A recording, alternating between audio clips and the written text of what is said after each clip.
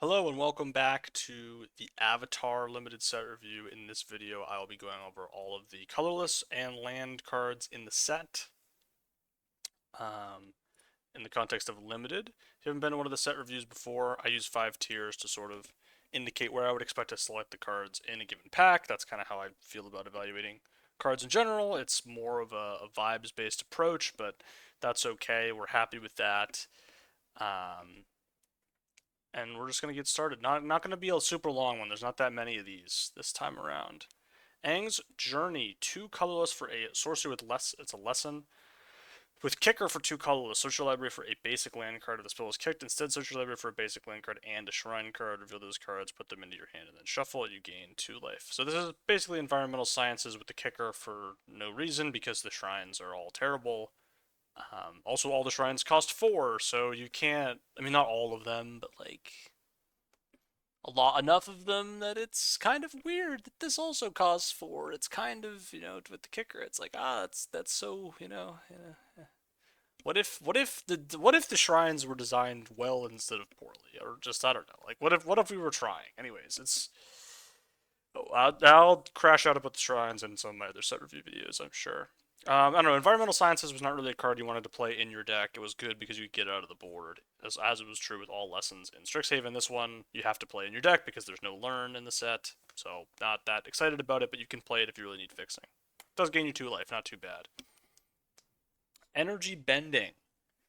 2 colorless mana for another lesson. Lands you control gain all basic land types until end of turn. Draw a card. I just see no real reason to play this. You're playing a 2 mana cantrip that doesn't really fix your mana all that well. I don't. It's a lesson. That's kind of all it does. Zuko's Exile, 5 colorless mana for a lesson. Exile target artifact. Creature enchantment is controller creates a clue token. Another thing that's like, this is just a lesson. It's a colorless removal spell. It's a horrible removal spell. It's a removal spell that you should never put in your deck. We're moving on. Barrels of Blasting Jelly. 1 colorless for an artifact that you can use to filter a mana to so 1 color. 1 mana of any color you can activate only once each turn. You can tap it and for pay 5 to sacrifice it. It deals 5 damage to target creature. I kind of like this. I feel like they've kind of pushed this effect just enough here. Finally, we're kind of getting something here. There are enough things that care about artifacts. There's stuff that cares about sacrifice. The 5 damage is only 5 mana. You can do it at instant speed. It's only 1 mana up front. It is fixing. I'm kind of in. I'm kind of in on Barrels of Blessing Jelly. Now I don't have it rated that high, of course, still because it is still not an effect that you need that much of. But I like this card. I like this card. I want to be clear that I like this card. I just don't know how. Like, I wouldn't be going out of my mind and taking it like pick 2, pick 3, pick 4. Like, this is like a pick 7 type beat, and I'm like, oh yeah, I'm thrilled I got a pick 7. But I'm just not. I'm not. Whatever. Bender's Waterskin. 3 colorless for an artifact. Untap this artifact during each other player's untap step. You can tap to add 1 mana of any color. So usually manoliths, their issue is not that they don't add enough mana, it's that they don't do anything once they've added mana. You're playing like another land that is susceptible to getting blown up, and also uh you're going down a card to do so. So generally not super interesting. It works with clue tokens. If you're like clue tokens type stuff going on here, cool. Not exciting for me. Fire Nation Warship, 3 colorless for a 4/4 vehicle with reach. When it dies, you create a clue token, and it has crew 2. Now, crew 2 is a lot in the modern day. There's a lot of 1/1s out there in this set, so crew 2 is going to kind of feel like a lot. You kind of want your stuff to tap for water bending or other things. I don't know how good this vehicle is going to be, but the thing is, it's kind of large. You're getting a 4/4 with reach, so it can block, it can attack. Uh, when it dies, you get a clue token. So I kind of like this. I kind of like it. It sort of feels like it's doing enough for me here that I'm excited about it. But I'm not. I'm holding. The brakes are on here. The brakes are on. But it is. There's a boat. There's a boat involved. When there's boats involved, we're always kind of interested. Kyoshi Battle Fan, 2 colorless for an equipment. When it enters, you create a 1/1 white ally creature token and attach this equipment to it. Equip creature is +1/+0 and equip for 2. So we basically just had this the Monk's Fist in uh, Final Fantasy, and Monk's Fist was totally playable in the way that I think this will be totally playable, um, but not exciting. And so that's sort of how tier. That's sort of what tier 4 is supposed to represent. Is like, yeah, you can totally play this card, and some decks you'll even feel good about it. But most of the time, you're gonna be taking this late in the pack and being like, yeah, I'll take it. And that's how I feel about this. Similarly, Meteor Sword, 7 mana, colorless mana for an equipment. When it enters, destroy target permanent. Equipped creature gets +3/+3. You can equip it for 3. Meteor Golem was like just okay.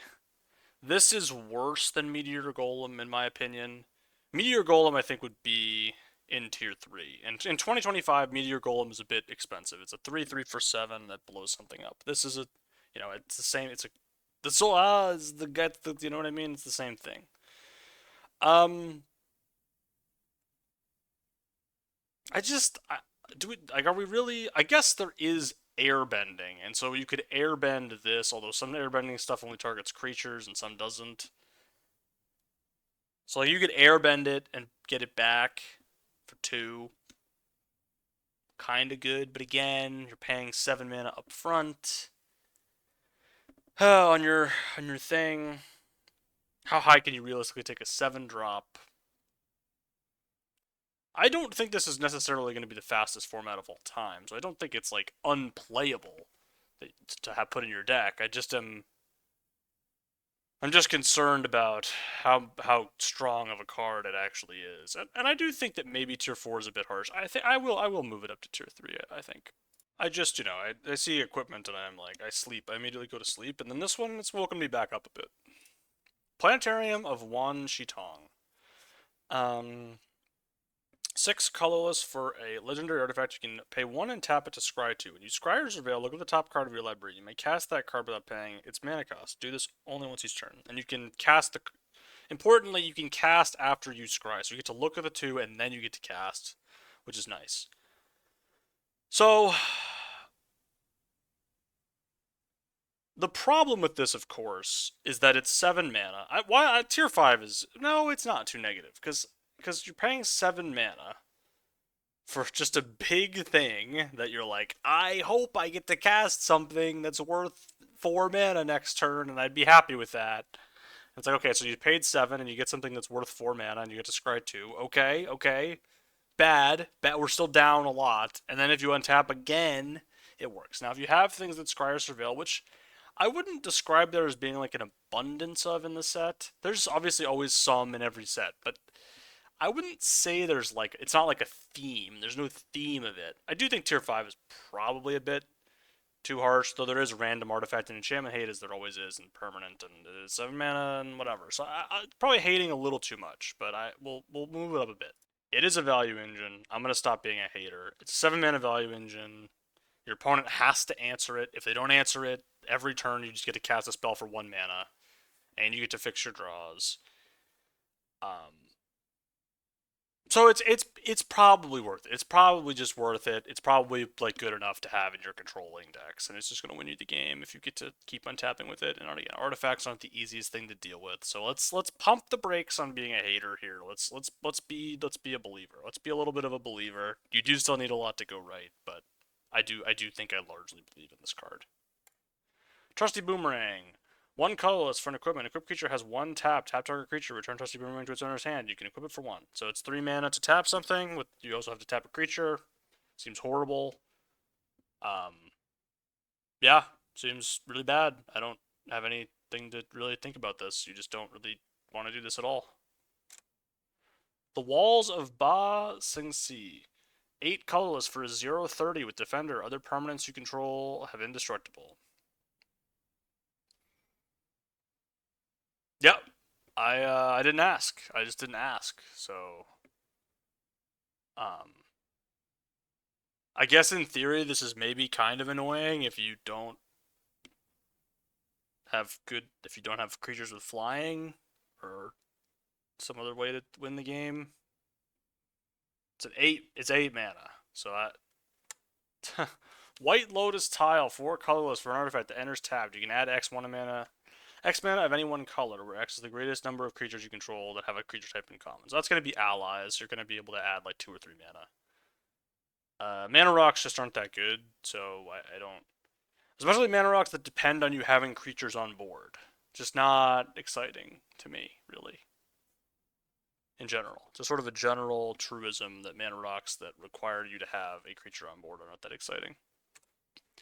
And now we're on to the lands. Airship Engine Room, and this is going to stand in for the whole cycle here. There's a full cycle, so all 10 of these. They enter tapped, they add one of 2 colors, in this case blue-red, and you can spend 4 mana and tap them to sacrifice them to draw a card. The draw lands tend to be okay. They tend to be solid. Like you're probably going to play any number of these that you get that are in your colors. They are decent fixing. Seem very solid to me. I can't imagine cutting these from a deck, really. I mean, I can imagine it happening, but I can't. Not really for, like, it's just, yeah, they're just worth having.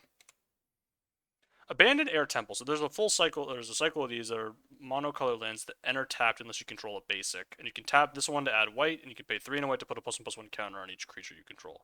I like this ability. This is a good effect. It's good because there actually are a lot of games where, especially in like white go wide decks, you run out of like spells and you just need like to keep the gas going, but you have a little bit of a board, but it's stalled because your creatures are small. This kind of helps with that, and I like it as a result. Agna Quela, the blue version of that land. You can tap it for blue, and you can pay 2 and a blue to draw a card and then discard a card. Looting on your land for essentially 4 mana. Pretty good. Pretty good. It's a good effect to have. It's a nice value land. Like it a lot. You're always going to play it in every deck, and it's a reasonable priority to draft it high. Fire Nation Palace. So it's the red version of the land cycle. You tap it for red. You can pay 1 and a red to give target creature you control firebending 4 until end of turn.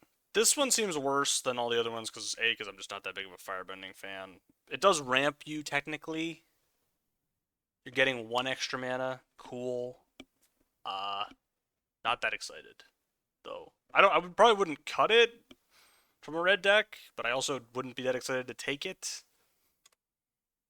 And then the last one, Busting Sea, the green, enters unless you control a basic land and taps for green. You can pay 2 and a green to Earthbend to activate only the sorcery.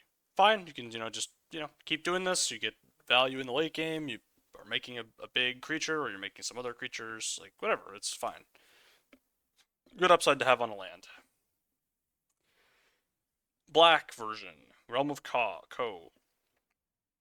Taps for black. You can pay 3 and a black to create a 1/1 colorless spirit creature token that can't be block or be blocked by non-spirit creatures. This is one of the worst ones. This is just, you're making a 1/1 for 5 mana. It's not that good. It's just a lot to be asking.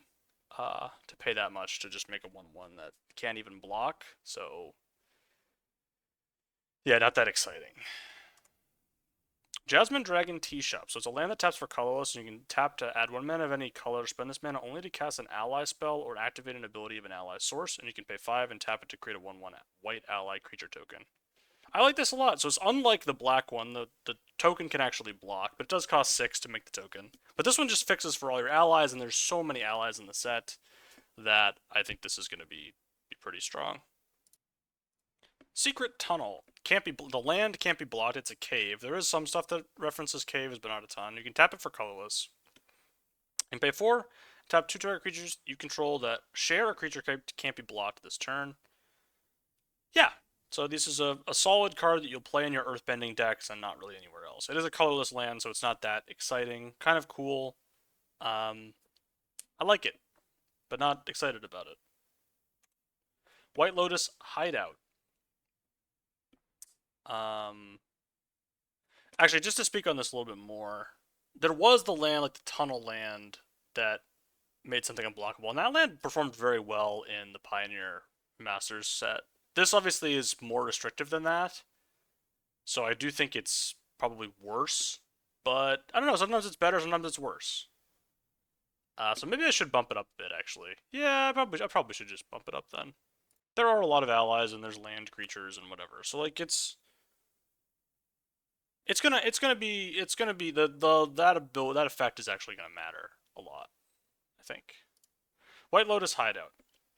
It's a land that taps to add Colorless, and you can tap it to add 1 mana of any color. Only spend this mana to cast a lesson or a shrine spell, and you can tap it to add 1 mana of any color. Yeah, I like this. I mean, it's sort of fixing. You can do the filtering for 1 extra mana.